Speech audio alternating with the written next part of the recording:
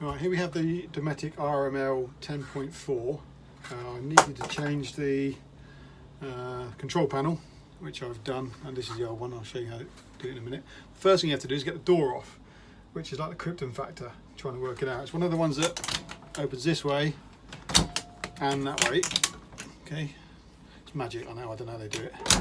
So, after reading the instructions several times and trying to work it out, there's actually, what you need to do, I don't even see them, but there's two pins here. So when you're working on it, you'll see these two pins. There's also two down the bottom as well, which in true Blue Peter style, I've already taped. So what you actually have to do is tape them up, which allows the mechanism to open. So I've got a piece of some really heavy duty tape, because they're actually quite hard to stick. Cut some strips, and then, you see this, just kind of stick them so they pull shut, and then stick it over the top, and then do the same on that one over there, so they pull in and they stay in. Then if you shut the door, kind of grab them like that, the whole thing pulls forward like that, and then you can lift the door up and then off it comes. Now that looked a bit easy. It takes a while to do because it's quite tricky. So it might take a bit of fiddling, because I've been doing it all afternoon trying to get it right. So you kind of pull them out, pull it forward and lift it up. Then to take this off, I'll show you on here because it's quite hard to see there. That's the front, and under here actually there's you'll see two little silver screws, one here and one on here. The thing's fallen out on that one, but that's what it looks like. Now when you undo those screws, this pulls forward and then drops out like that. You've got two little pins that go in there. This is underneath, obviously. Okay, so you pop those out, and then you have a look under here. There's actually two clips. Now on the fridge itself, there's two metal brackets, and these clips sit on those metal brackets.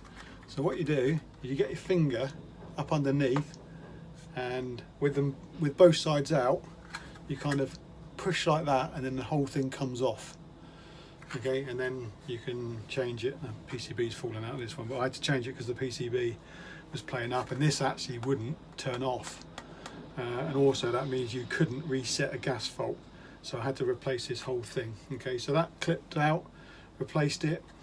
Also, like I did, don't forget there's actually a little sensor in here that you need to replace to put when you put the door back on, it senses that the door's shut. So I'd forgot to do that, so I had to take it all off again.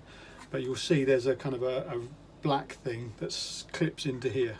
Okay, so don't forget to replace that, because the new one didn't actually come with that.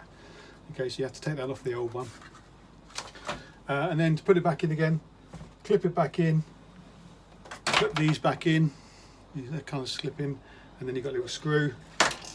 Pop these two little things in here, which I haven't done on this actually. One like that, and one like that, and that's all up in like that. Then you grab the door. Again, this is a bit fiddly. You locate the bottom pins, and then you can push the door. Pins located. Push the door in like that, and then open the door up, and then remove the tape so those little pins pop out. Like that. Don't forget to do the bottom ones.